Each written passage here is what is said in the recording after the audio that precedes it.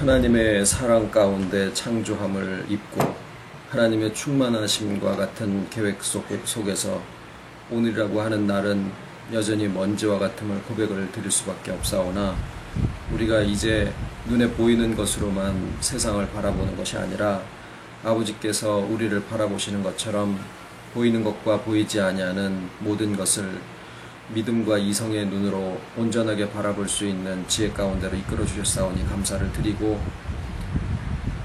세상에 살아가는 동안에 사망의 음침한 골짜기로 다니게 하실 수도 있고 또 쉴만한 물가로 다니게 하실지라도 어느 곳에나 주께서 우리와 함께 하심이 변치 아니하시는 이 한 가지 사실을 우리 가운데 믿음으로 주셨사오니, 살아가는 동안에 우리의 또한 믿음이 화답함으로 보이는 세계와 보이지 아니하는 모든 세계 가운데 아버지의 그 나라가, 천국이 저희들의 삶 속에 얼마든지 이루어질 수 있기를 이 시간에 소원을 드립니다. 말씀을 사모하고 또 회복을 바라는 마음에 이 자리에 인도함을 받았사오니 지혜의 영으로 더하시고 말씀 위에 말씀을 더하시사 또 깨달음을 더하시사 우리들의 인격이 회복되고 우리들의 온 삶이 아버지께서 우리를 보시는 것과 같은 그런 충만함 가운데 늘 거하기를 바라와 모든 말씀을 예수님의 이름으로 기도드립니다. 아멘.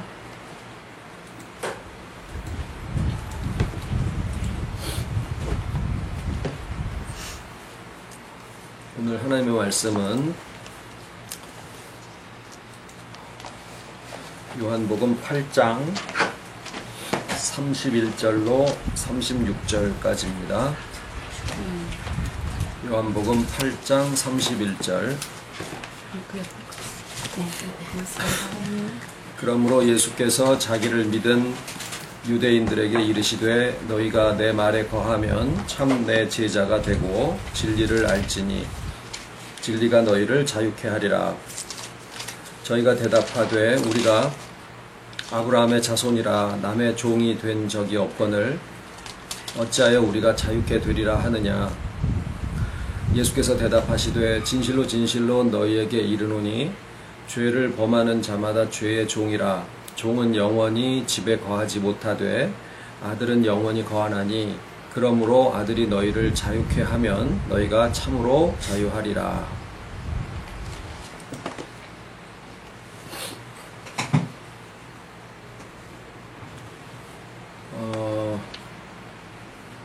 병원이시네요. 네. 오늘 말씀은 자유입니다. 네. 자유 대한민국을 찾아서 17살짜리 북한 소년도 임진강을 넘어서 내려오기도 하고, 또 김정은 별장을 지키던 먹고 살기 넉넉한 사람도 또 남쪽으로 내려오기도 하고, 그런데 정작 여기에 자유민주주의 국가라고 하는 곳에 살고 있는 우리들은 그러면 모든 것에서 자유로운 인격으로 그렇게 살아가느냐 하면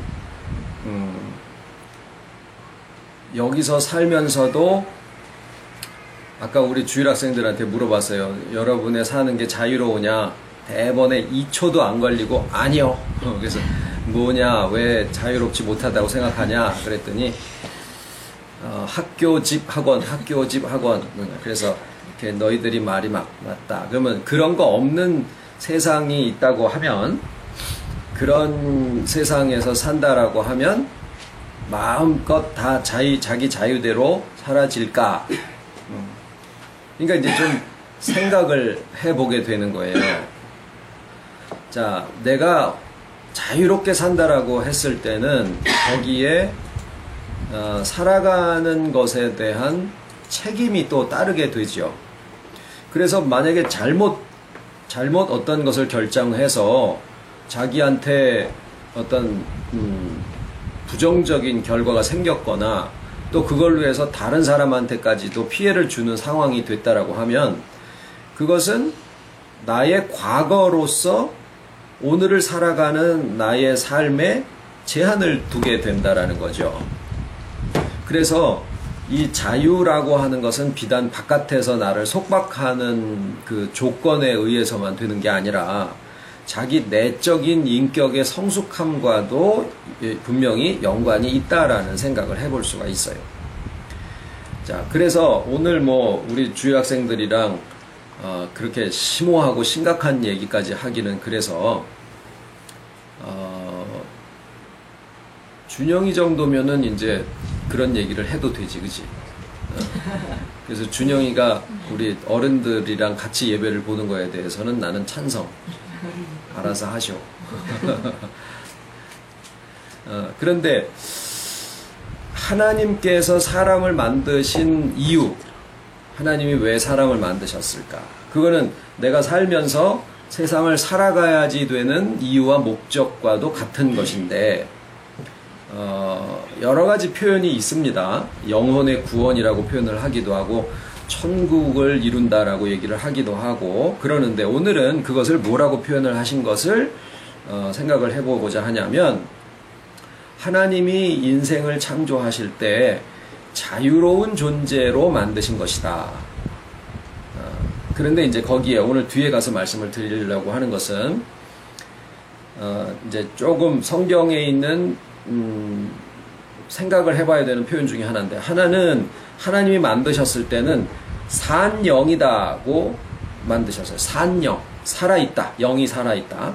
그런데 뒤에 가서 이제 어떤 과정을 거쳐서 또 새로이 변화되어지는 영을 가리켜서는, 아까는 산영이라 그랬는데 나중에는 살려주는 영이 되게 하시는 거예요.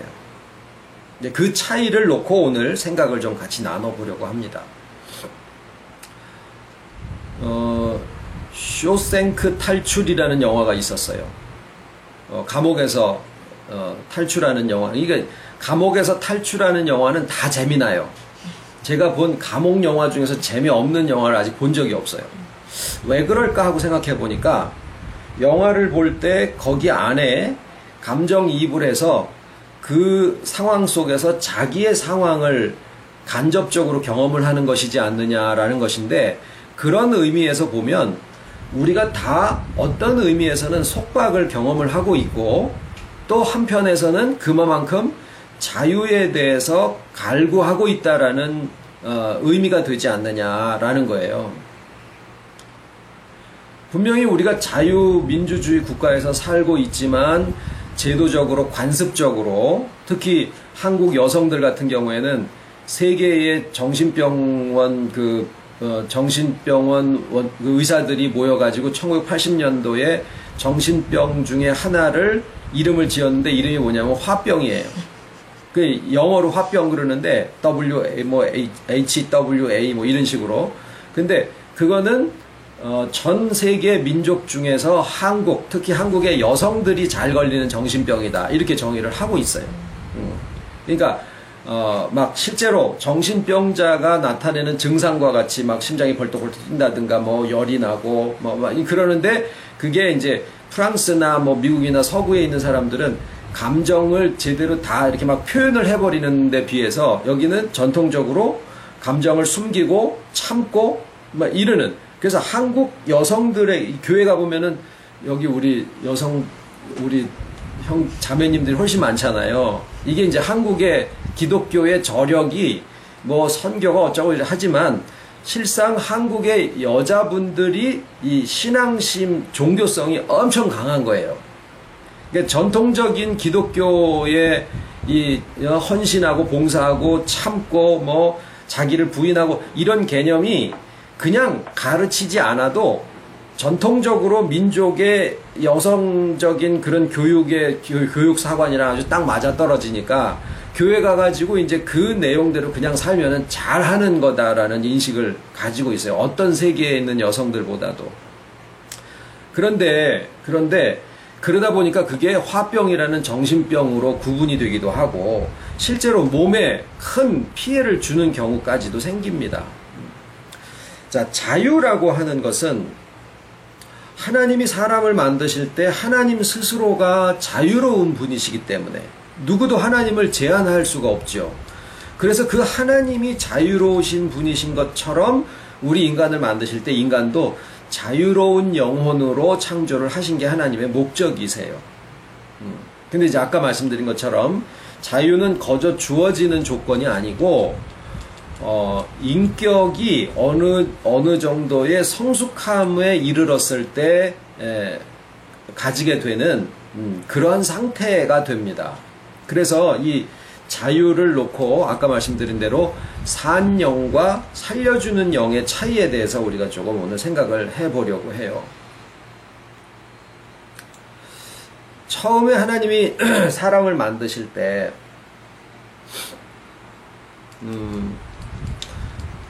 아담을 만드셨죠. 근데 그 아담을 처음 만드실 때 아담에게 이제 하게 하신 일이 하나가 있어요. 그게 뭐냐면 하나님이 만드신 모든 만물들, 피조물들의 이름을 지어라. 이제 그러신 거거든요. 근데 이제 이름을 짓는다라고 하는 것이 뭐 토끼를 토끼라고 그러고 사자를 사자라고 하는 그런 의미가 되겠죠. 그런데 그것을 우리가 오늘날 살아가는 과정에서 한번 적용을 해본다라고 하면 이름을 짓는다라고 하는 것은 어떤 사물의 또는 인격의 대상의 그 본질을 파악할 수 있어야 됩니다. 그런데 사람들은 기억하기 싫은 아주 아픈 기억 같은 것은, 그러니까 어머니들이 둘째를 낳는 이유는 뭐냐면 첫째 낳았을 때의 그 아픔이나 고통을 잊어버린대요. 그러나요? 그냥 그 가장 죽음과 같은 고통은 없어지는 건 아닌데 그냥 잊어버리는 그런 의식 구조가 돼 있어서 그래서 둘째 낳을 때 또 애를 낳는다라는 거죠.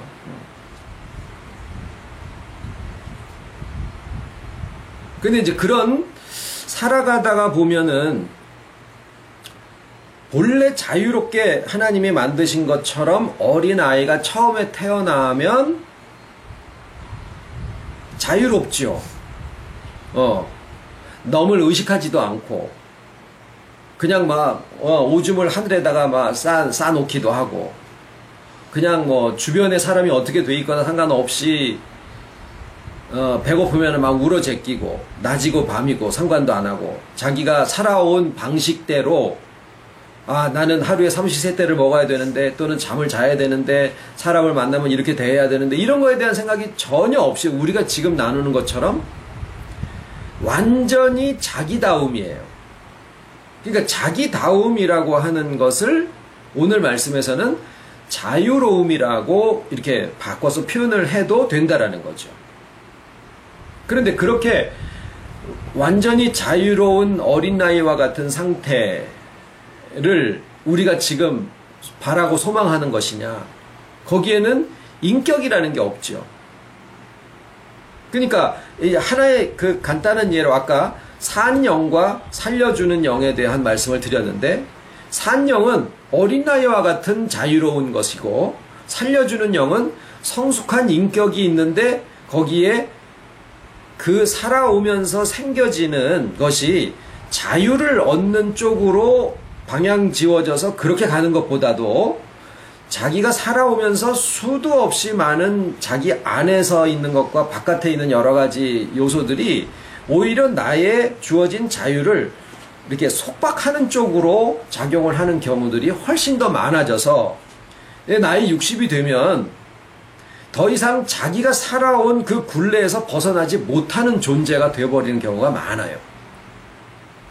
그러면서 뭐라 그러냐면은 나 이렇게 평생 살아왔으니까 나를 내버려 둬 이거거든요. 그래서 농담에 나 이렇게 살다가 죽고로 내버려 둬라 이런 말이 결국엔 그렇게 살다가 죽겠으니까 나를 더 이상 건드리지 마라 이런 얘기들을 우리가 하거든요. 그러니까 누가 나를 구속하고 속박하지 않더라도 자기가 살아온 방식도 자기를 이렇게 구속하는 하나의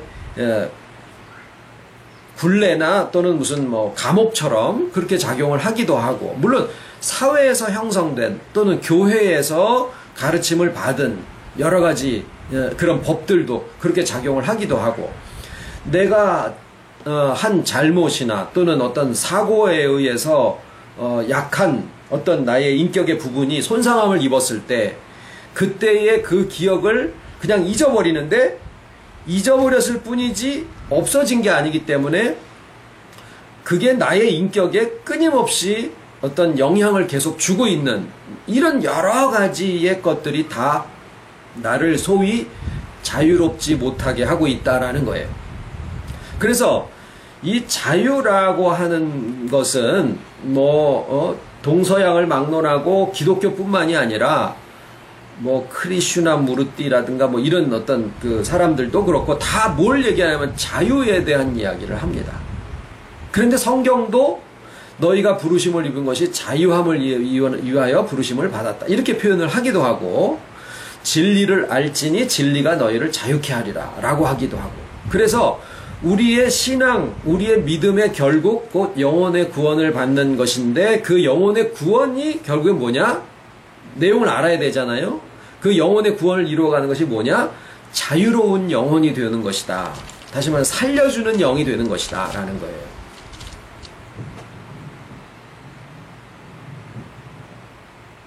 그러면 이제 그래서 그것을 우리가 회복이라는 말을 쓰는 것이 타당하다라는 거죠. 본래 산 영처럼 어린 나이에 자유로운 상태로 우리가 태어나고 하나님이 처음 사람을 창조하실 때 그런 자유로운 영혼으로 우리를 만드셨는데 창세기 2장에 아담이 모든 만물들의 이름을 지어줬을 때는 그 자유로움이 어린아이 같은 자유로움이요. 그 자유로움이 모든 사물을 볼 때 그 사물의 본질을 그냥 그대로 직관적으로 파악을 할 수 있는 능력이 그 안에 있다라는 거예요. 그러니까 이 자유로움은 하나님과 같은 그 본질적인 직관의 그 지혜가 그 안에 포함이 되어 있다라는 걸 우리가 볼 수가 있죠. 자, 우리가 어떤 사물을 제대로 본다라 그러면 어떻게 될까요? 사람을 대할 때 껍데기에 속지 않지요. 여자의 눈물, 악어의 눈물 이런 거에 속지도 않고. 근데 우리는 대개 부부도 서로 껍질 속에서 속고 속이는 그런 일들도 있고 사람과 사람의 관계에서도 본질을 제대로 파악하지 못해서 자기 속은 토끼인데 사자처럼 살기를 요구받는 그런 환경 속에 놓여 있을 수도 있어요. 그러면 그 토끼는 사자처럼 사는 게 이게 완전히 고민이고 고통이고 모든 것이 스트레스고 그러죠. 그러다가 어떻게 하다가 무슨 상담을 하든지 해가지고 자기가 토끼인 것을 알게 되면 막 북받쳐서 울음이 터져 나오든지 아유 이제야 내가 내 세상을 만났다라고 할 수도 있겠죠. 사자가 토끼처럼 사는 경우들도 마찬가지예요. 사람이 사람을 대할 때 자기가 자기 자신을 대할 때 우리가 인식에서부터 바뀌어진다. 관점이 바뀐다. 그게 회복의 시작이고 끝이다. 이런 얘기를 하는 이유가 뭐냐면 아담이 만물의 이름을 지을 때 그 만물의 본질을 그대로 파악할 수 있는 그 능력이 있다. 이런 뜻이거든요. 그러니까 그거는 어떤 인식, 관점, 그 어떤 사물의 본질을 파악하는 능력 이런 것들이에요. 그러니까 자유는 무조건 그냥 자기가 하고 싶은 대로 마음대로 한다 그러고 있다라고 손치더라도 그 자유로운 줄 알고 있었던 그게 어떻게 보면 자기 욕심에게서부터 끌려다니는 종노릇을 하는 것일 수도 있다라는 거죠. 그래서 우리가 그냥 피상적으로 알고 있는 그런 자유로움이 아니라 여기에 얘기하는 이 자유는 굉장히 성숙한 인격에게 주어지는 인격의 한 모습이다라는 거예요. 그냥 거저 주어지는 것이 아니다라는 거죠. 그래서 살아가는 동안에 이 세상은 상처 입은 사람과 상처 주는 그러한 여건 속에서 이 세상이 움직여지고 있는 것을 우리가 아마 느끼실 수 있을 텐데 그러다 보니까 이 세상에서 나를 지키고 방어하려다 보니까 여러 가지 방어 기제들을 발휘를 해요. 심리학에서는 수십 가지가 넘어요. 한 7, 80가지 정도의 방어 기제들을 어린아이들부터 어린까지 다 합니다. 근데 이제 그런 그 여러 가지 방법을 터득해서 세상을 살아가다 보니까 그게 좋은 의미에서의 나의 방패나 방호벽으로 역할을 하지만 반대로는 내가 다른 사람으로부터 주어지는 피해로부터 나의 연약한 부분을 지키기 위해서, 왜? 상처를 받아봐서 아프니까 그 상처 속에 다시 손상되게 하고 싶지 않으니까 거기에다가 보호막을 세우는 거예요. 창살을 막 해놓고 막 벽돌로 담을 쌓고 막 지붕에다가 뭐 전자장치를 해놓고 다 해서 했는데 나중에 그렇게 해서 그 안에서 살다 보니까 보호받는 게 아니라 뭐죠? 자기가 만들어 놓은 그 자기의 테두리 안에 갇혀 있게 됐다라는 거죠. 그러니까 자기가 만든 자기의 보호막이 결국에는 뭐예요? 자기를 가두어 놓는 그런 굴레가 되고 감옥이 되어져 있는 그런 곳에 있는데, 이게 이제 어떻게 해서 회복이 되어지느냐, 그게 이제 관건이죠. 자유를 위하여 부르심을 받은 것은 사실이고 진리가 너희를 자유케 하리라 그러셨고, 만물도 허무한데 굴복하는 것은 저들이 원해서 그러는 게 아니라 뭐라 그러냐면 하나님이, 그러니까 굴복해 하시는 이로 말미암음인데, 그들도 원하는 것은 하나님의 아들들의 영광의 자유에 이르는 것이니라, 이렇게 되어 있어요. 자, 이제 조금 여기까지는 우리가 생활하는 동안에 공감할 수 있는 이야기들이라고 하면, 이것에 대한 해결이 우리는 되게 그러면은 어떻게 하면 되느냐, 상담을 해야 되느냐, 아니면은 뭐 공부를 해야 되느냐, 아니면은 내 마음속을 이렇게 뒤집어 봐야 되느냐, 뭐 그것도 하나의 일반적인 방편이 될 수가 있어요. 상담을 통해서 자기가 모르던 어린 시절을 기억하게 할 여러 가지 방법이 있겠지만, 근본적인 부분은 어디서 나느냐 하면 컴퓨터를 고치다가 내가 이렇게 저렇게 해보라는 방법대로 잘 안 되면 그 다음에 공장 갖다 주죠. 제일 잘하는 사람은 뭐냐면 그거 만든 사람, 매뉴팩처러, 거기에다 갖다 주게 되는 경우가 많아요. 거기에 좀 고치는, 거기에 이제 그렇게 이제 답들이 나와요. 자, 그러면 무슨 얘기냐면, 이 사람이 살아가다 보면은 자기가 잘한다라고 한 것이 결과적으로 보니까 자기를 구속하는 그런 속박이 됐다. 여기서부터 회복해서 자유로운 영혼이 되고자 하는 것이 우리의 바람인데, 신불신을 떠나서 바람인데, 이것이 하나의 그 고장난 형태라고 하면 결국은 어디로 가야 되냐면, 창조주에게로 가서 시작하는 것이 제대로 된 거다라는 거죠. 근데 하나님이 어디 계셔야 우리가 가서 만나서 공장에다가 납품을 해가지고 이걸 수리를 받을 수 있겠습니까? 그래서 이 고치는 방법이 복음적으로 나와 있는 것인데, 여기에서는 뭐라고 설명을 하느냐면 영에서부터 문제가 생긴다라고 하는 거예요. 영은 우리가 체험하거나 경험할 수 있는 영역이 아닙니다. 그래서 아까 말씀드린 대로 산 영과 살려주는 영의 차이점을 이제 우리가 말씀을 드리게 돼요. 뭐냐면 하나님이 로봇을 만들어 놓으신 게 아니에요. 꼭두각시를 만들어 놓으신 게 아니라 자유자를 만드신 거예요. 왜? 하나님이 자유로우신 중에 충만하시기 때문에, 내가 충만하니까 저 사람도 좀 이 충만을 같이 가졌으면 좋겠어.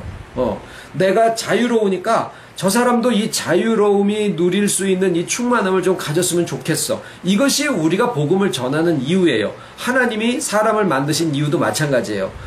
내가 충만한 부모면 그 충만한 사랑의 느낌 속에서 자기의 삶과 같은 삶을 내 자녀들도 좀 누리면서 살 수 있으면 좋겠어. 그게 상처 입지 않은 부모의 온전한 마음인데, 하나님의 마음에서부터 나온 거예요. 그러면 하나님이 사람을 만드실 때 로봇을 만들어서 완벽해가지고 처음부터 다 잘해가는 존재를 만드실 수도 있지만, 그러면은 그것은 자유가 아니에요. 그러니까 모든 사람을 다 구원을 했다. 그러면 그건 하나님이 하시지 않으면 그렇게 될 수가 없거든요. 그래서 분명히 택하신 자와 택하지 않은 자가 있다라고 우리가 믿고 있는 거죠. 우리는 모르지만.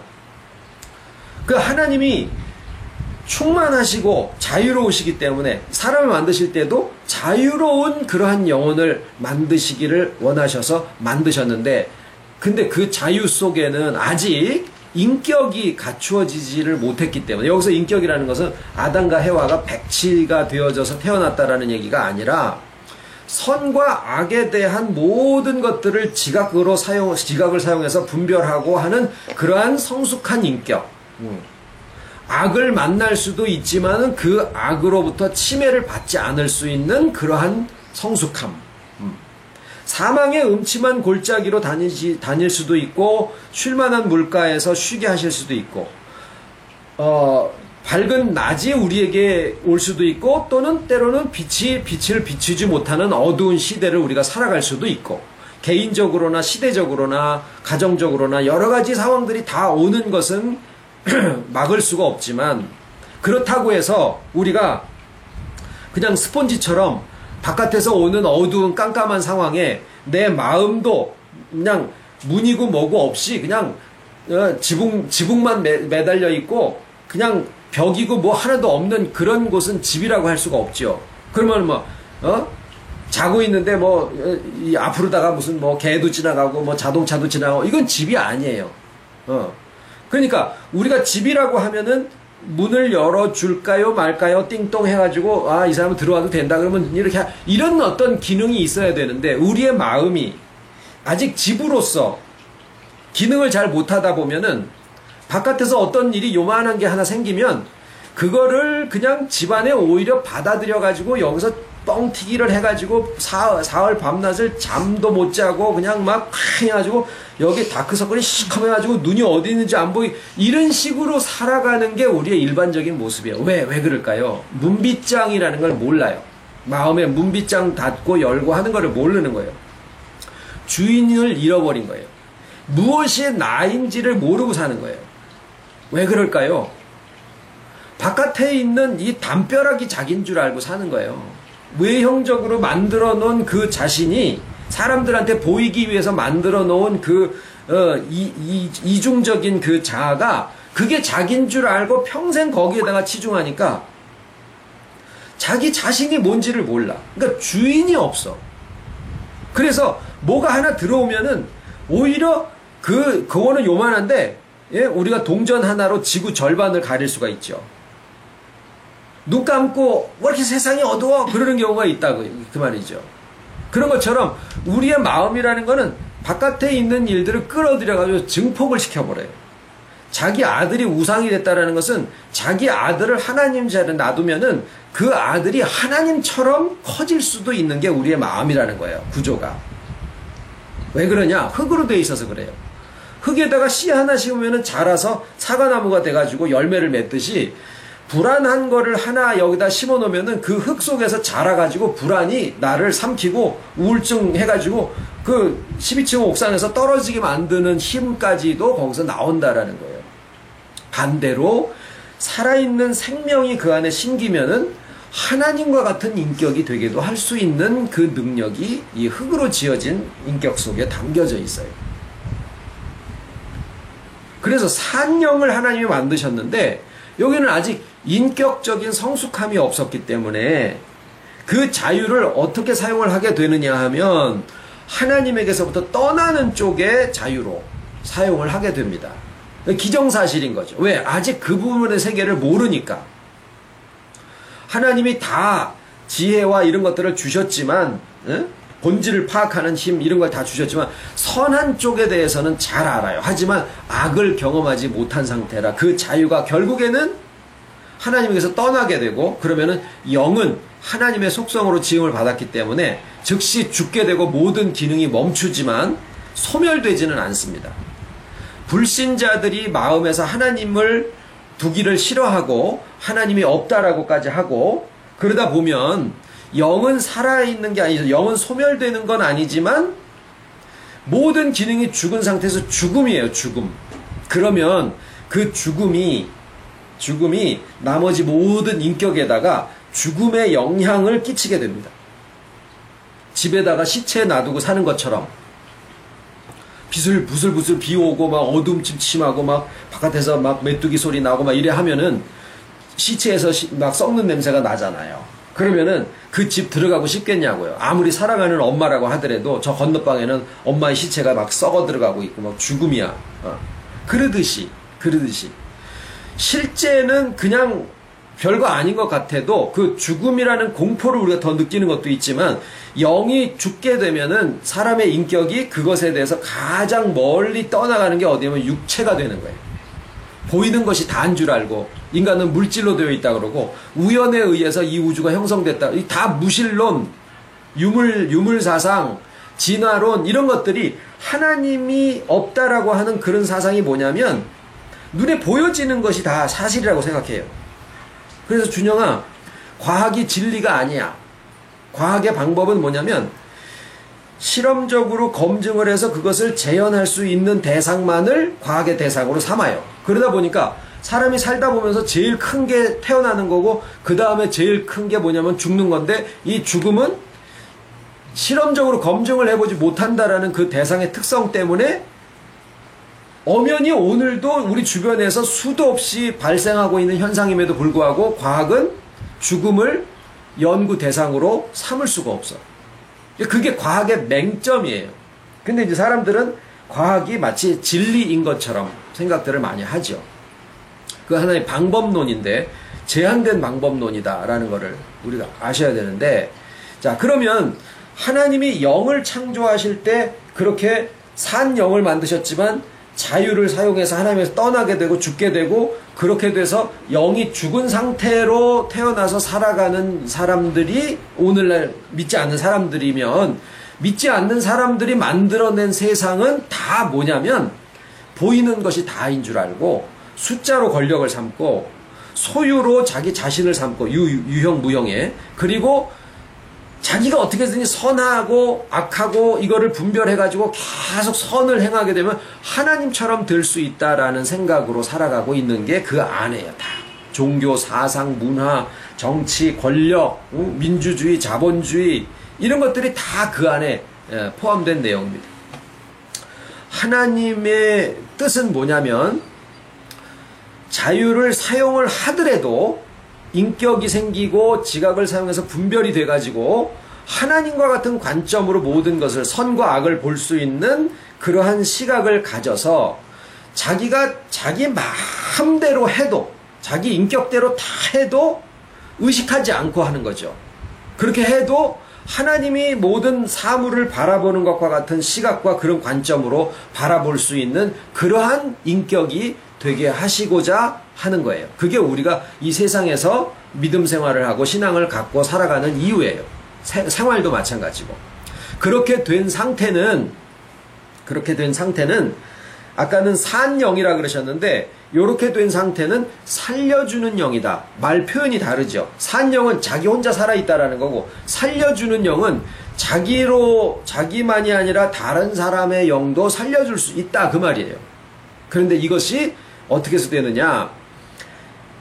하나님이 삼위일체신데 사람을 만들어 놓으셨는데 사람이 영이 죽고 나면은 스스로 다시 회복해서 소생할 수 있는 능력이 없어져 버려요. 모든 기능이 없기 때문에.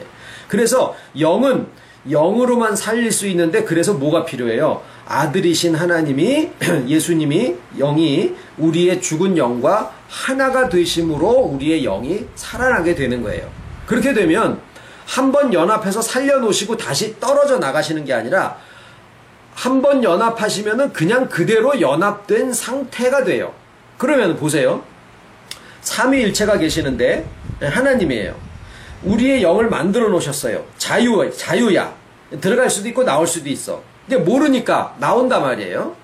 들어가 있는 상태에서는 하나님의 속성대로 지음을 받았으니까 만물의 이름을 짓는 것이, 아담이 만물의 이름을 짓는 것이 하나님이 해놓으신 거랑 똑같아요. 근데 자유를 사용을 하다 보면 어떻게 돼요? 떨어져 나와. 그러면 죽어. 그 다음에 아들이신 예수님이 그 모든 것을 아시고 작정 속에서 우리의 죽은 영과 연합하셔서 살려주셔요. 그 다음에 떠나시는 게 아니야. 그러면은 삼위일체 하나님은 떨어지시는 분이 아니라 하나니까 아들이신 하나님이 우리에게 와서 죽은 영을 만나서 살려주시잖아요. 그 다음에 우리랑 떠나지를 않아. 그러면 하나님은 삼위일체로 하나인데 우리의 영이 주님과 연합해서 하나가 됐어. 근데 이 주님은 삼위일체로 하나야. 그럼 무슨 결과가 될까요?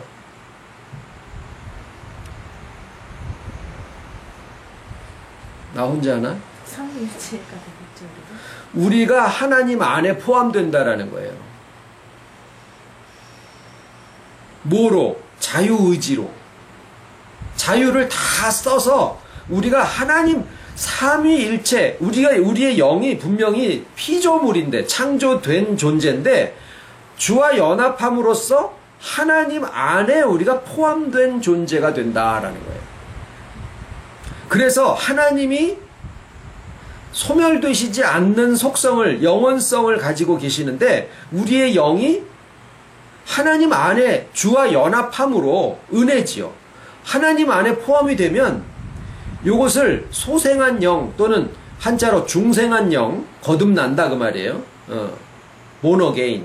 그렇게 해서 소생한 영이 되면 하나님 안에 포함이 되어져서 다시 죽지 않는 존재가 되어져요.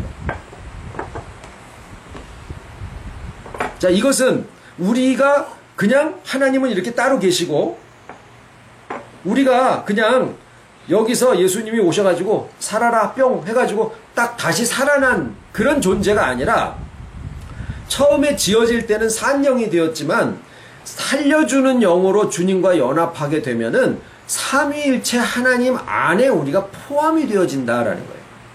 그럼 뭐예요? 내가 하나님이요? 이런 엉덩이 뿔난 송아지 같은 얘기가 아니라 하나님이 우리를 하나님의 세계 안에 포함을 시켜서 그래서 뭐냐면 하나님의 아들이다라는 말의 의미는 kind of 그러니까 일종의 신이다라는 내용이 그 안에 담겨 있는 거예요.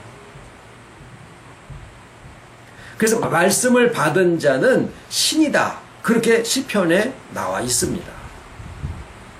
그래서 그냥 우리가 그냥 회복된 본래의 내가 6살 때 또는 7살 때 상처 입기 이전의 어린 나이와 같은 산 영과 같은 그러한 상태로 돌아가는 게 아니라 우리가 나이를 거꾸로 먹을 수는 없어요.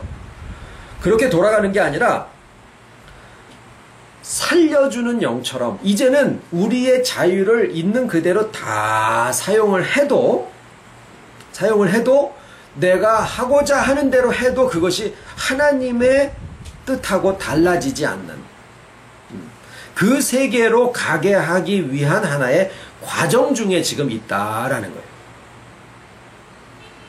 그런데 이 회복이 무한히 회복되는 게 아니다라는 얘기를 자꾸 드리죠. 우리가 집안 청소를 언제 합니까? 뭐 가끔 하죠. 그 음악하는 이적이라는 친구가 있는데 그 엄마가 미대 교수인데 너무 청소를 깨끗이 하면은 먼지들이 이렇게 모여 있을 만한 시간이 없으니까 그냥 내비로 둬서 먼지들이 굴러다니다 지네들이 이렇게 뭉친대요. 소파 같은 거 이렇게 치워보면은 먼지가 이렇게 동글동글 뭉쳐 있대요. 뭐 그것만 이렇게 드러내서 청소를 하면 된다. 시간을 줘라.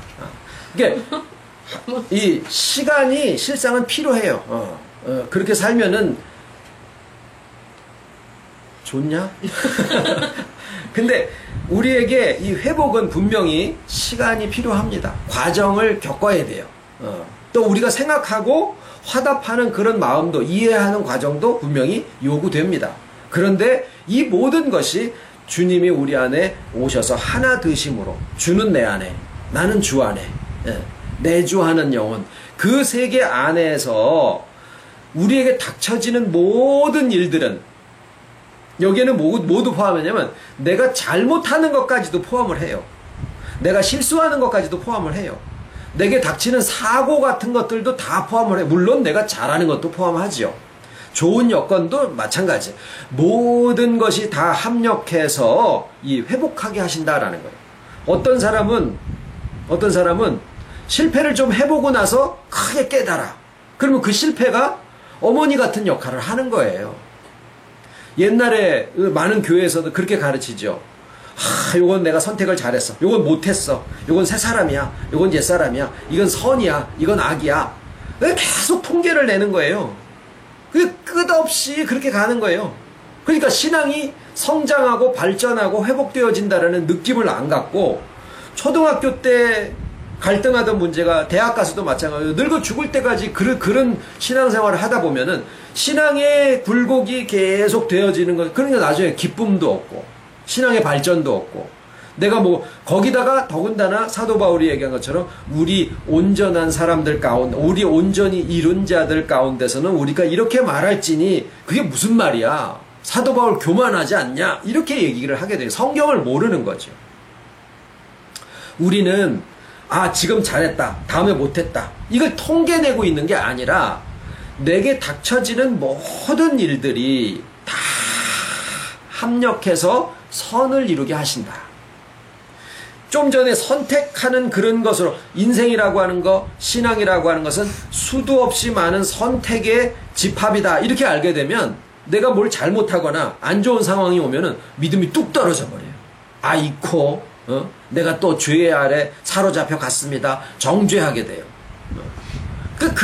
그런 거를 계속 반복하는 거예요. 그러니까 기쁨이 없고 해야 되니까 하는 거고 뭐를 자꾸 내가 나의 의로 지켜서 이루고 실수 안 하고 법을 지키고 이렇게 하는 쪽으로 계속 가게 되는 그러한 신앙 구조를 가지게 돼요. 그런데 회복의 관점에서는 택하신 자들에게는 모든 것이 합력하여 선을 이루느니라. 그 믿음이 지금 우리예요. 이게 방종으로 나가는 걸까요? 아니에요.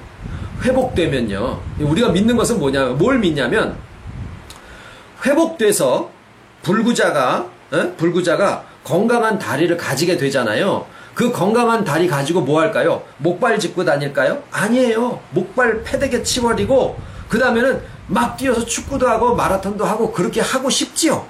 마찬가지예요. 코가 옛날에는 축농증 때문에 숨을 못 쉬어가지고 막 그러고 있었는데 코가 고쳐졌어요. 그러면 뭐 어떻게 할까요? 숨 쉬고 냄새 맡고 막 향 같은 거 막 하고 그럴 거 아니겠냐고요. 새로운 경험이니까. 눈 멀었던 사람이 눈을 떴어요. 볼 거 못 볼 거 많다. 눈 감고 살자. 이러는 사람은 본 적이 없어. 우리가 본래대로 회복이 되어지면 하지 말라 그래도 사랑하게 되고 하나님 사랑, 이웃 사랑을 하게 되어진다라는 거예요. 하나님 사랑을 해라. 이웃 사랑을 해라. 어떻게 하는 게 이웃 사랑이냐? 미워하지 않는 거다. 살인하지 않는 거다. 뭐 이런 거 계속 법을 만드는 거는 끝이 없어요. 안 하면은 또 정죄감이요. 그런데 그 말씀은 해라.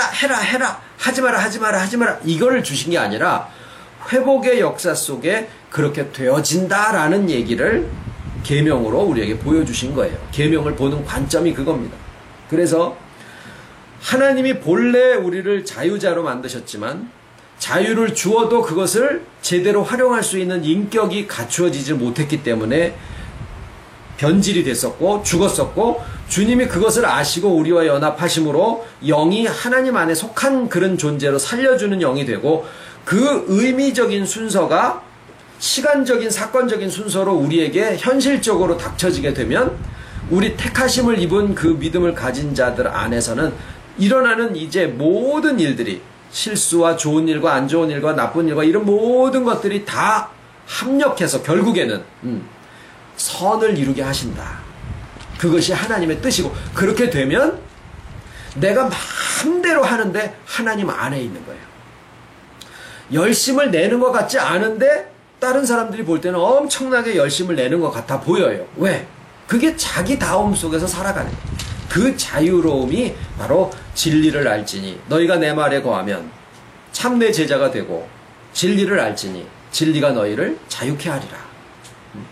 그 말씀이 바로 우리가 걸어가는 이 신앙의 여정을 나타내주고 있습니다. 그리고 청소 끝! 이게 항상 있듯이 우리가 살아가는 삶에 있어서 우리 온전히 이룬 자들은 이라고 하는 이제 다 회복이 됐구나라는 것을 느낄 수 있게 되어 있다라는 거예요. 여기서는 끊임없이 회복만 되다가 죽은 다음에 천국 가서 이게 아니라 건설을 하면 집을 계속 짓잖아요. 이거 언제 지어지지? 까마득하죠. 그래도 집을 짓기 시작하는 사람이 죽을 때까지 집만 짓다가 천국 가서 다 이루어질다고 생각하는 사람은 하나도 없어요. 2달이고 3달이고 1년이고 준공이 안 떨어지면 조금 더 걸리면서 막 욕하고 막 해도 결국에는 다 지어지고 그 다음에는 열쇠 받아서 들어가서 살 거를 다 생각하고 집을 짓는 것처럼 우리의 구원이 그냥 건설만 죽을 때까지 계속 하다가 죽은 다음에 천국 가가지고 그 안에서 사는 게 아니라 이 땅에 있을 때 천국이 또는 회복이 자유로움이 자기다움이 나다워지는 거니까 주 안에서 그것이 회복이 되어져서 그 삶을 코만 고치고 지금 병원만 계속 하는 게 아니라 다 고쳐지면 숨 쉬다가 살아가듯이 건강한 다리로 살아가듯이 회복된 자신으로서 자유 안에서 누리고 인격으로 살려주는 역할을 하면서 살게 되어 있는 것이 우리가 살아가는 신앙의 모습이다라는 얘기입니다. 기도드리겠습니다. 고마우신 우리 아버지께서 자유로우시고 아버지께서 충만하시기에 창조하실 때 우리도 하나님의 자유처럼 자유롭고 하나님의 충만하심처럼 충만한 존재가 되게 하시려고 작정하시고 창조하시고 모든 역사를 통하여서 섭리하셨는데 이것이 이미 아버지의 그 영원의 세계 속에서는 이루어져 있다라고 하는 사실을 우리에게 믿음으로 허락하여 주심을 감사를 드립니다. 하오나 현실적으로는 사건의 순서와 시간의 순서를 쫓아서 일들이 이루어질 수밖에 없사오니 하나하나의 과정을 지나갈 때 우리 택하심을 입은 자들에게는 모든 것이 합력하여 선을 이루게 하시는 이 믿음을 또 허락하여 주셔서 감사를 드리고 저희들이 회복되고 고쳐진 모든 신령한 기능들을 사용해서 이 땅에 아담이 그러하였듯이 아버지의 창조물들을 본질로 바라볼 수 있고 거기에 이름을 지어줄 수 있는 회복의 그 가장 큰 직분을 수행하면서 살아갈 수 있는 저희들 다 되게 하여 주실 것을 감사를 드리옵고 어디에서든지 친히 아버지께서 심령마다 주관하심을 또한 알고 감사를 드리와 오고 가는 길에 아버지께서 함께 하시고 어디에 있든지 정말 아버지의 구속의 역사가 얼마라도 또한 차고 이루어질 수 있도록 감사를 드리와 모든 말씀을 예수님의 이름으로 기도드립니다. 아멘. 지금 박희영 권사님 여기 골절이 좀 있으셔가지고 입원해 계시고 위에서 기도 부탁드립니다. 아마 듣기로는 어디 지금 계신 병원에서 다른 데로 옮겨서 좀 회복 기간이 필요하신 거로 알고 있습니다. 그리고 저는 이제 내일 10시 반 비행기로 출국 예정에 있고요.